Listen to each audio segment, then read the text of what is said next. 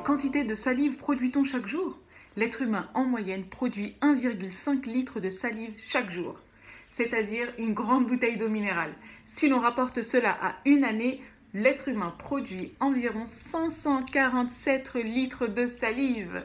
Il faut savoir que mastiquer par exemple un chewing-gum permet de multiplier par 3 la production de la salive. Saviez-vous que la salive a un rôle antiseptique, c'est-à-dire qu'elle empêche le développement des virus et des bactéries? La salive permet aussi d'humidifier l'intérieur de la bouche et de préparer les aliments afin de faciliter leur digestion. Voilà!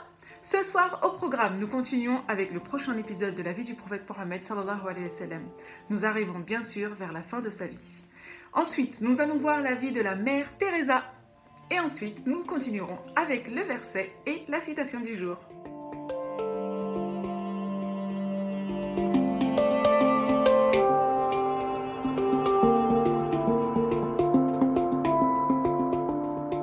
Des délégations se multipliaient dans le but de se convertir à l'islam ou de s'allier au prophète. Un jour, une délégation était venue pour devenir musulmane, mais parmi se trouvaient 2 hommes qui haïssaient le prophète au point de vouloir sa mort. Il s'agissait de Amir ibn Tufail et Arbad ibn Qais. Arbad se trouvait plus fort que notre prophète et pensait que c'est lui qui devait être le chef des Arabes. Amir et Arbad avaient un plan en tête et c'est pour cela que les gens de la tribu voulaient les raisonner. Le premier dit à son coéquipier: « Quand nous serons seuls avec le prophète, je détournerai son attention afin que tu puisses le tuer. » Le moment arrivé, Arbad demanda au prophète s'il pouvait se voir seul, mais il refusa. Alors, il décida de parler de la péninsule arabique pour qu'il puisse négocier le partage du pouvoir. Mais son unique envie était que Arbad ait assez de temps pour tuer Mohammed. Pourtant, Arbad ne bougeait pas d'un poil.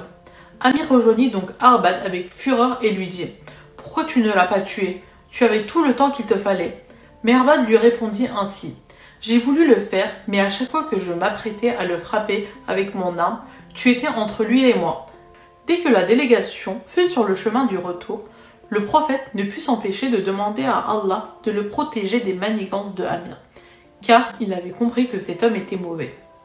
Et comme toujours, Allah répondit à la demande de son messager. Alors qu'il rentrait chez eux, Amir attrapa une infection au cou qui le tua. Un jour, une délégation arriva du Yémen pour voir le prophète et rester quelques jours en sa compagnie.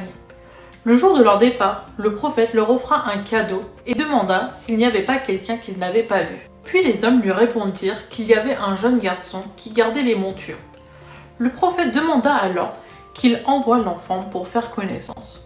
Ce dernier était très heureux à l'idée de pouvoir rencontrer le meilleur des hommes.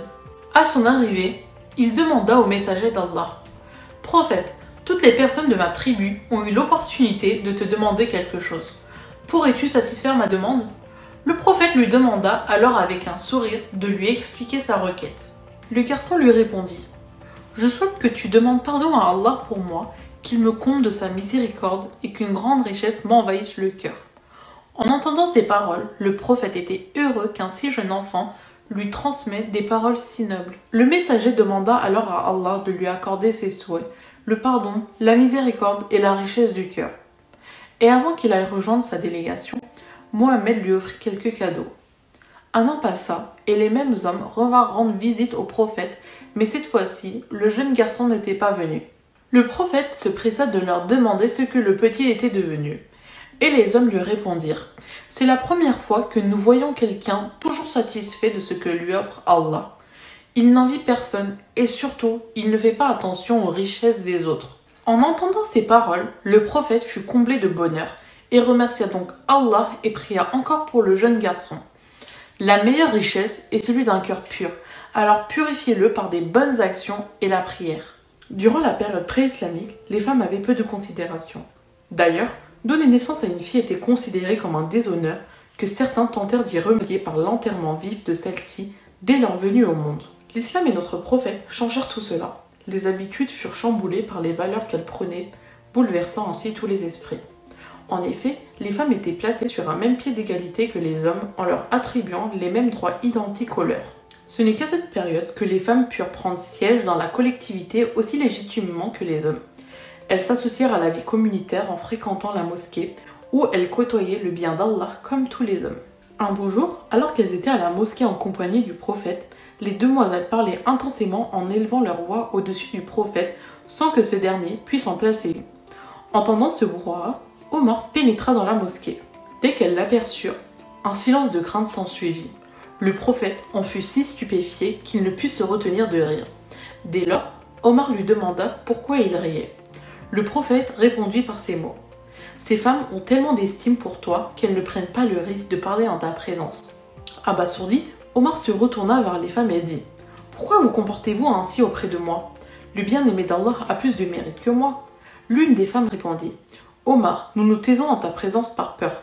Nous savons que le messager d'Allah est plus indulgent que toi. Maintenant, nous allons parler de la recommandation à Mouad. » Désormais, toute l'Arabie était composée de musulmans. Mais le prophète portait plus d'intention dans certaines régions comme le Yémen, où il avait décidé d'envoyer des émissaires pour leur apprendre notre belle religion. Le gouverneur qu'il avait choisi était un compagnon nommé Mouad ibn Jabal qu'il appréciait beaucoup. Au moment du départ, Mohammed accompagna son ami jusqu'à la sortie de Médine.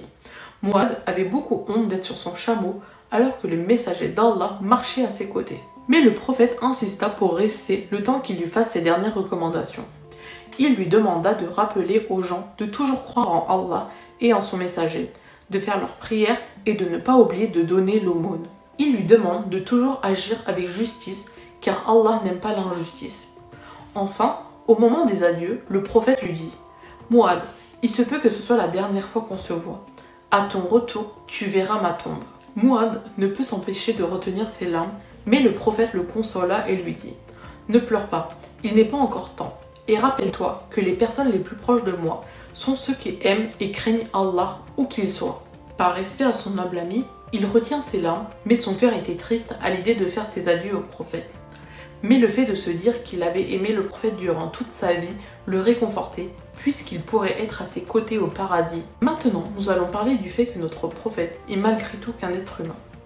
Un jour, notre prophète eut de la visite d'une tribu d'une autre région qui vivait une période de sécheresse. Ces hommes de tribu voulaient se reconvertir à l'islam, mais ils n'avaient pas bien compris cette religion telle que notre prophète l'avait enseignée. C'est ainsi qu'ils disent « Ô messager d'Allah, notre vallée souffre de sécheresse, notre bétail meurt, et nos enfants ont faim. Peux-tu nous faire un miracle ?» La tribu eut une réaction inattendue. Notre prophète fut fâché de ce qu'il venait d'entendre, et il leur répondit « Subhanallah, comment vous pouvez me demander de faire un miracle? C'est Allah seul qui fait des miracles. » Je me contente simplement de lui demander de nous aider, mais je ne peux rien faire de plus, car je suis qu'un être humain, sa créature, alors que lui, Allah, le Seigneur de l'univers, est mon créateur. Il continua. Allah va vous envoyer de la pluie dans peu de temps. Remerciez-le pour cela et ne vous trompez jamais dans votre croyance. Notre prophète rappela ainsi qu'Allah est le maître des lieux et de la terre, et que c'est lui seul qui règne toutes les créatures. Nous allons parler maintenant de l'importance d'exprimer son amour. Mohammed était un homme aimant et affectueux. Les personnes aimaient être en sa compagnie. Un jour, alors qu'il était à la mosquée avec ses compagnons, un homme passa à côté d'eux. Alors l'un des compagnons dit « Ô messager d'Allah, j'aime cet homme pour Allah. » Les paroles de ce dernier parurent intéressantes, donc le prophète lui demanda « Lui as-tu dit que tu l'aimais pour Allah ?» Mais il répondit que non. Alors le prophète lui répondit « Va le rejoindre pour lui faire part que tu l'aimes pour Allah. » Et tu verras que les paroles renforceront vos liens et votre amour. Le compagnon se leva alors pour obéir et alla aux côtés de son frère pour Allah et lui dit « Ô mon frère, sache que je t'aime pour Allah. » Et son ami lui répondit avec un sourire « Qu'Allah t'aime aussi. » Le prophète assista à la scène et était heureux de voir que sa belle communauté tissait des liens forts et affectueux. Il leur avait appris que la meilleure chose était d'aimer une personne. Nous allons voir maintenant comment aimer notre prophète. Un amour immense était porté par les compagnons pour notre prophète. Un jour, certains compagnons prirent l'eau avec laquelle notre prophète avait fait ses ablutions pour essuyer leur visage. Notre prophète n'appréciait pas du tout car il trouvait ce comportement très excessif, donc il dit « Pourquoi faites-vous cela? Ce n'est pas de cette façon qu'on donne de l'amour à une personne. Si vous m'aimez réellement, alors ne dites rien d'autre que la vérité. Soyez digne de confiance et respectez vos voisins. » C'est à cet instant qu'ils comprirent que si on aime vraiment notre prophète, alors il faut chercher à lui ressembler dans son comportement et chercher aussi à plaire à Allah. Donc, Si vous voulez montrer votre amour envers notre prophète, il va falloir avoir un bon comportement. Nous allons voir maintenant un jour un bédouin. Zahir ibn Hamza, compagnon de notre prophète, était sans doute le plus humble. C'était un bédouin qui n'était pas très beau et les gens ne lui accordaient peu d'importance. Mais le prophète l'aimait énormément. Un jour, alors qu'il s'occupait à vendre ses marchandises à Médine, Zahir sentit tout à coup une personne l'encercler dans ses bras par derrière.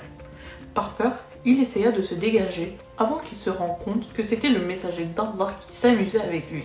Le prophète cria alors « Qui veut m'acheter cet esclave ?» Zahir répondit à cette taquinerie « Mais qui voudrait d'une personne comme moi ?» Le prophète le regarda et lui dit « Sache que Zahir, tu as une grande valeur auprès d'Allah et de son messager. » Zahir était ému d'entendre une telle déclaration. Lui qui pensait être laid et pas aimé, il voyait le meilleur des hommes lui dire combien il était important. Et ainsi était notre prophète, qui ne jugeait personne sur son aspect physique ou sa richesse, mais regardait le cœur dans lequel il puisait les plus belles qualités.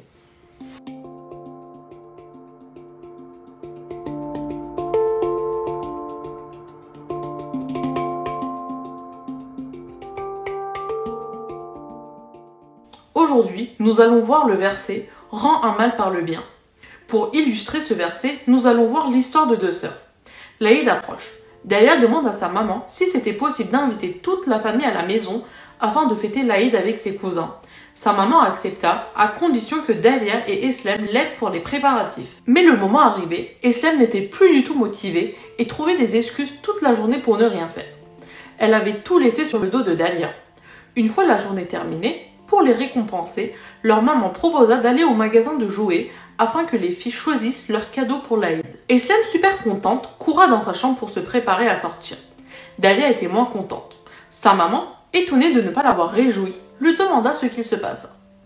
Dalia lui répondit alors « Maman, je ne comprends pas. Eslem ne mérite pas que tu lui offres un cadeau, car elle nous a pas du tout aidé lors des préparatifs. » Sa maman lui répondit ainsi « Tu as raison ma fille, elle n'aurait pas dû faire ça. Mais maintenant, il est trop tard pour parler de ça. Que penses-tu qu'Allah voudrait que tu fasses ?» Puis, sans attendre sa réponse, sa maman alla pour la laisser réfléchir. Après réflexion, Dalia se dit « Je pense qu'Allah voudrait que je sois gentille et que je ne réagisse pas comme ça. » Elle se sentit même mal d'avoir pensé comme ça, donc elle comptait lui acheter un cadeau avec l'argent qu'elle avait économisé dans sa tirelire, car elle savait qu'en faisant ça, Allah serait content d'elle.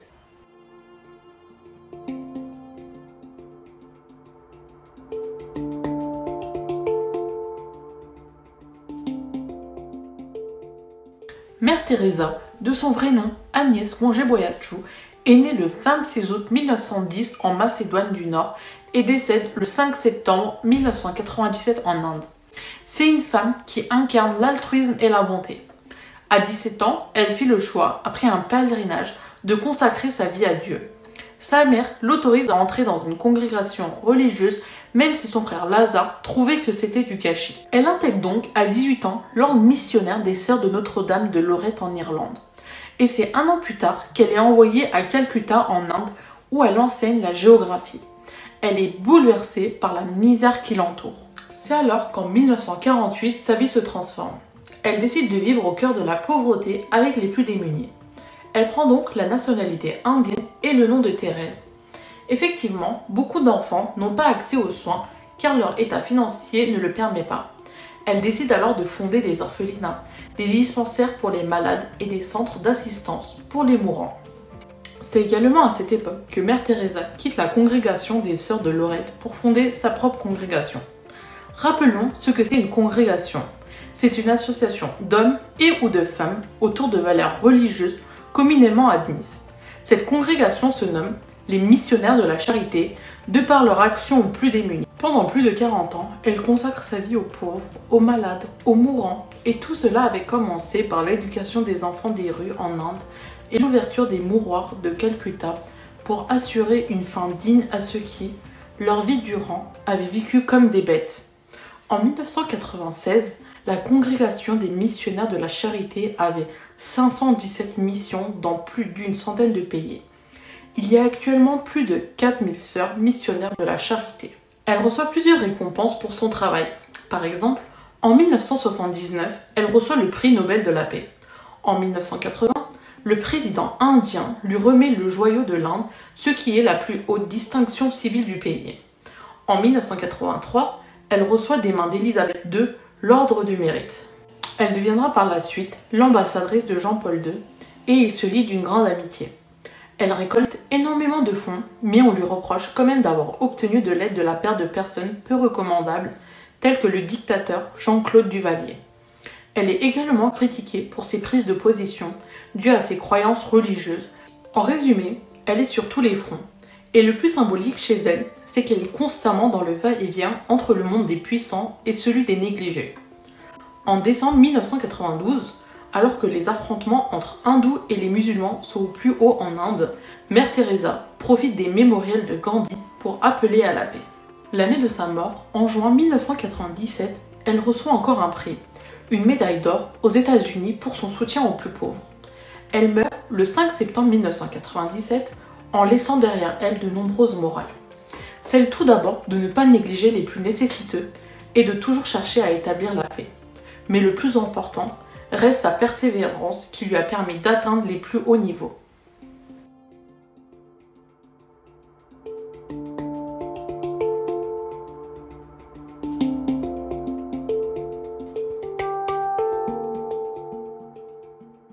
La citation du jour appartient à Ernest Renan, extrait de Mahomet et les origines de l'islamisme.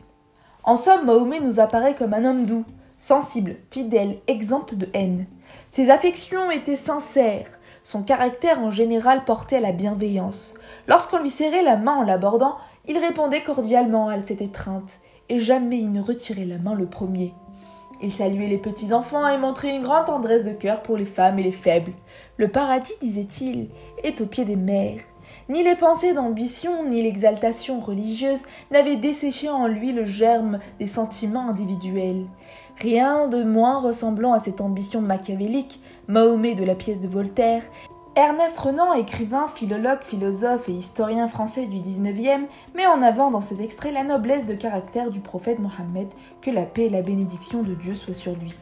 Renan fait en particulier ici référence à la pièce de Voltaire, Le fanatisme ou Mahomet le prophète, qui dressa un portrait néfaste et critique du dernier messager. À travers cette figure, Voltaire émet en réalité une critique générale du fanatisme et des religions monothéistes. Mais sa description du prophète était complètement erronée, ne reflétant en rien la réalité. Mais le XIXe siècle marqua l'apparition d'une nouvelle approche pour les textes religieux. Ainsi, un intérêt pour le personnage du prophète Mohammed, que la paix soit sur lui, vit le jour. Ernest Renan fait partie de ces auteurs qui vont s'intéresser à l'islam et aux messagers de Dieu, et va notamment publier un essai sur ce sujet intitulé « Mahomet et les origines de l'islamisme ». Ainsi, comme il l'indique dans cet extrait, le prophète Mohammed n'était en rien la personne qui était décrite dans la pièce de Voltaire, ce dernier étant éloigné de toute ambition et de sentiments individualistes. Le messager de Dieu était en effet dépourvu de tout mauvais caractère connu chez l'homme ordinaire. Pour cela, l'auteur expose ici quelques traits de caractère du prophète dont nous pouvons qu'être admiratifs. Par exemple, il va utiliser de nombreux adjectifs positifs pour décrire son caractère.